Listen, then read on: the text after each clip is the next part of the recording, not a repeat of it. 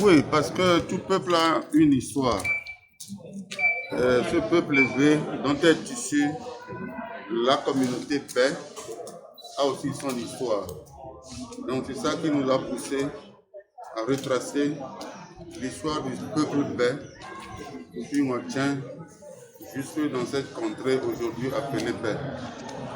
Mais nous ne sommes pas seulement arrêtés à la fondation de cette contrée qu'on appelle paix, mais nous sommes rentrés dans tous les villages et quartiers originels qui ont été créés, ainsi que dans les quartiers périphériques qui sont regroupés aujourd'hui dans 3 cantons, canton d'Amotibé, canton de Paix, canton de Baguida.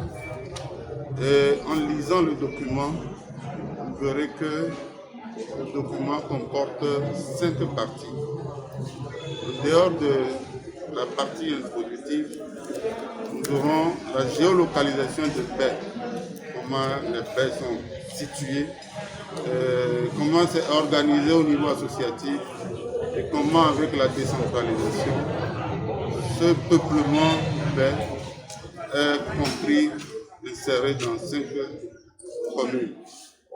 Bon, nous verrons aussi ce que nous appelons, on a retracé toute l'histoire des ancêtres même du peuple hébreu, depuis la vallée du Nil, en passant par le Soudan, jusqu'à Oyo au Nigeria, où ils sont restés à Ketu pendant un temps, avant que le groupe n'aille à Tado, et c'est là où ils ont été appelés Évé.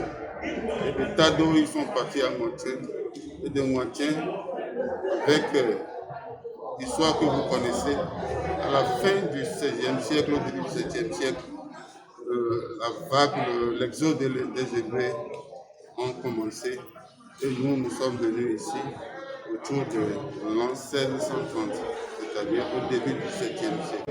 Et pour avoir des informations, nous qui avons conduit le mouvement, nous appartenons à un comité qu'on appelle Comité de développement de la zone de paix, donc qui regroupe un certain nombre de grandes associations que nous avons et les représentants des cantons, tout comme le CDQ.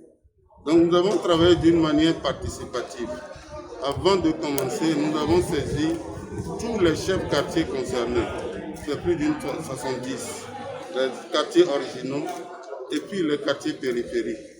Et nous leur avons envoyé un programme que nous venons vous visiter pour tel questionnaire. Donc dès que vous nous donnez des recherches sur comment votre quartier a été fondé, quelles sont les populations qui sont supposées les premiers venus, à quelle période approximative. Dans ce questionnaire, ils doivent aussi nous dire quels sont les différents peuplements qui se trouvent dans leur localité. Et aussi, on a parlé des chefferies. Il y a certainement, peut-être 100 ans plus tôt, 200 ans plus tôt, un premier chef qui a suivi jusqu'à aujourd'hui. Et nous avons aussi parlé de ce que nous appelons la vie socio-culturelle. Comment est organisée la chefferie? Comment est organisée l'animation culturelle dans la zone, dans le temps? Et on est arrivé à même les funérailles, tel que ça existait avant, nous l'avons toujours. Donc voilà cette approche dynamique qu'on a faite. Et après, l'assise communautaire pour chaque quartier, nous leur en renvoyons ce que nous avons retenu sur leur quartier. Donc avant qu'on ne vienne ici, chaque quartier a pu apprécier ce qui est écrit sur lui et a fait des observations si ça concerne l'écriture des noms ou par rapport à certaines choses.